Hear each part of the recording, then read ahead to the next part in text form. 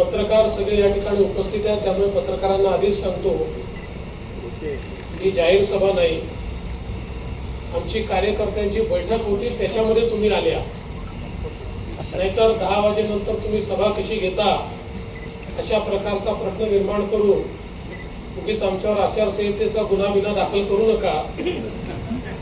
आम्ही घराच्या आतमध्ये इंटरनल बैठक करतोय, पण तुम्ही लोक आलात तर तुमचंही स्वागत आहे।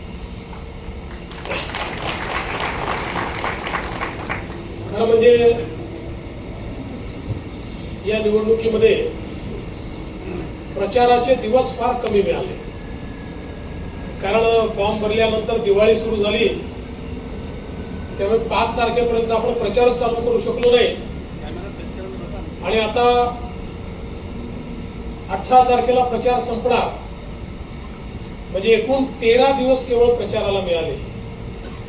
आणि म्हणून मग आम्ही हा निर्णय केला की 13 दिवसामध्ये ज्या मतदारसंघांमध्ये जास्तीत जास्त आवश्यकता आहे अशा मतदारसंघांमध्ये आपण सभा करायच्या, आणि रोज 5-7 सभा आम्ही करतो।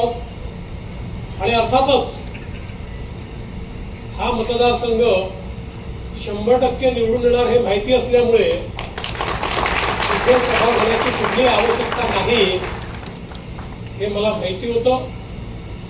पण तरी देखील अशा सगळ्या मतदारसंघामध्ये किमान आपण प्रचार संपल्यानंतर रात्री आपल्या कार्यकर्त्यांची भेट घ्यावी या दृष्टीनं अशा काही मतदारसंघामध्ये मी फिरतोय, आणि म्हणूनच आज तुमच्यासारख्या सगळ्या कार्यकर्त्यांची भेट व्हावी म्हणून मी या ठिकाणी आलोय।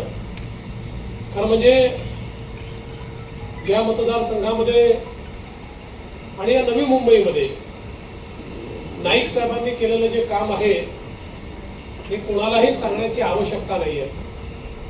खऱ्या अर्थानं नवी मुंबईचे शिल्पकार म्हणून नाईक साहेबांकडे पाहिलं जातं, आणि मी नेहमी पाहतो की मी मुख्यमंत्री असताना असेल, मी विरोधी पक्ष नेत्यांना असेल, किंवा आता उपमुख्यमंत्री म्हणून असेल, या नवी मुंबईमध्ये कुठलीही गोष्ट ही जर जनहित विरोधी आहे असं नाईक साहेबांना वाटलं तर ते प्रचंड अस्वस्थ असतात, आणि कुठल्याही परिस्थितीमध्ये नवी मुंबईच्या विकासामध्ये तसूभरही डायल्युशन होऊ नये, चुकीचं काम होऊ नये, कुठे चुकीचे रिझर्वेशन जाऊ नये, चुकीच्या पद्धतीनं जागांची विक्री होऊ नये, नवी मुंबईचे जे मैदान आहेत ते वाचले पाहिजेत, मॅंग्रोव्ज वाचले पाहिजेत, या ठिकाणचे जे काही आपले लंग्स आहेत, आपली फुफ्फुसं आहे, अशा ग्रीन स्पेसेस वाचल्या पाहिजेत, याकरता टोकाचा आग्रह त्यांचा असतो, आणि त्याकरता पडेल ती किंमत देऊन संघर्ष ते करत असतात। आणि म्हणूनच मला असं वाटतं की आज नवी मुंबई हे शहर देशातलं एक अतिशय उत्तम आणि सुंदर शहर झालं आहे। याचं कारण अशा प्रकारचे नेते या शहरामध्ये सातत्याने लक्ष ठेवून असतात आणि या शहराला एक दिशा देत असतात। महानगरपालिकेच्या माध्यमातून, राज्य सरकारच्या माध्यमातून सातत्याने त्यांनी ही दिशा देण्याचं काम केलं आहे, आणि म्हणून मला विश्वास आहे की याही वेळी आधीपेक्षा म्हणजे आजपर्यंत त्यांनी जी काही मॅक्सिमम लीड घेतली असेल, जो साहेबांचा रेकॉर्ड असेल स्वतःचाच रेकॉर्ड यावेळेस ते तोडतील आणि प्रचंड मताने निवडून येतील। आणि नवी मुंबईमध्ये आपली जी बेलापूरची जागा आहे, ज्यावर मंदाताई म्हात्रे आपल्या उमेदवार आहेत, त्या ठिकाणी देखील भारतीय जनता पार्टी पूर्ण ताकदीने लढते आहे। आपले सगळे कार्यकर्ते कामाला लागलेले आहेत, आणि मला विश्वास आहे की या दोन्ही जागा भारतीय जनता पार्टी निवडून येईल, आणि 100% निकाल नवी मुंबईचा हा भारतीय जनता पक्षाच्या बाजूने असणार आहे। आणि त्या दृष्टीने निश्चितपणे आपण सगळे कामाला लागलेले आहात। मला कल्पना आहे दिवसभर आपण सगळे काम करता, लोकांशी संपर्क करता, तुम्ही जनतेमध्ये असता, म्हणून खऱ्या अर्थानं जनता तुमच्याशी कनेक्टेड आहे। आज इतके वर्ष सातत्याने नाईक साहेबांच्या सोबत लोक काय त्यांच्यावर प्रेम काय करतात, तर नाईक साहेबांसहित तुमचे सगळे लोक, तुम्ही केवळ कार्यकर्ते नाही आहात, तर तुम्ही एक परिवार आहात आणि हा सगळा परिवार सातत्याने कनेक्टेड असतो। म्हणूनच लोक वर्षानुवर्ष आपल्यावर प्रेम करतात आणि अपेक्षाही करायची असेल तर ती अपेक्षा आपल्याचकडनं करतात। मी तुम्हाला एवढंच या निमित्ताने सांगतो, मी राज्याचा दौरा करून येतोय, रोज राज्यामध्ये फिरतो आणि मला पूर्ण आत्मविश्वास आहे, पूर्ण आत्मविश्वास महाराष्ट्रामध्ये पुन्हा एकदा महायुतीचं सरकार येतं आहे, चांगल्या प्रकारे येत आहे।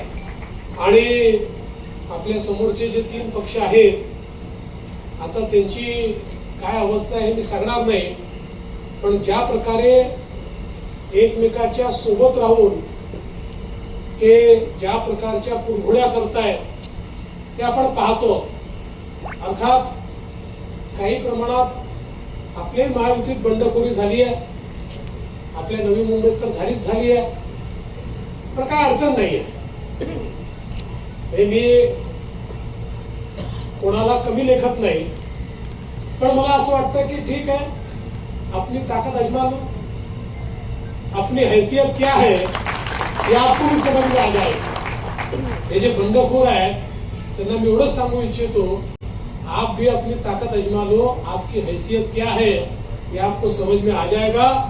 ज्या दिवशी 23 तारखेला प्रचंड मताने आपली जागा निवडून येईल, त्यावेळी निश्चितपणे बंडखोरांचं तोंड देखील छोटंसं झालेलं असेल, मात्र आपल्याला त्याकडे लक्ष द्यायचं नाही।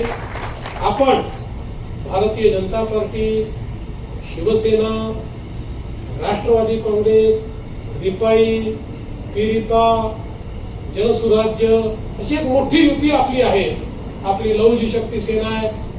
आपल्या युतीच्या कामावर आपण फोकस करायचा आहे आणि चांगल्या प्रकारे ही जागा निवडून आणायची आहे।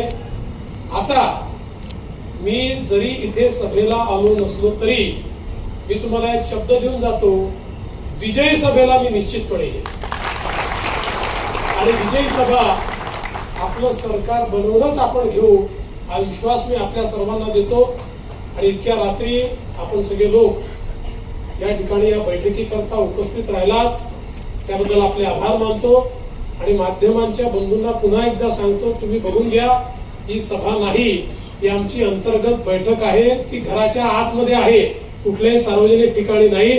त्यामुळे आम्ही कुठल्याही आचारसंहितेचं उल्लंघन केलेलं नाही, हे पुन्हा एकदा बिंबवून मी माझे 2 शब्द संपवतो। धन्यवाद। जय हिंद, जय महाराष्ट्र।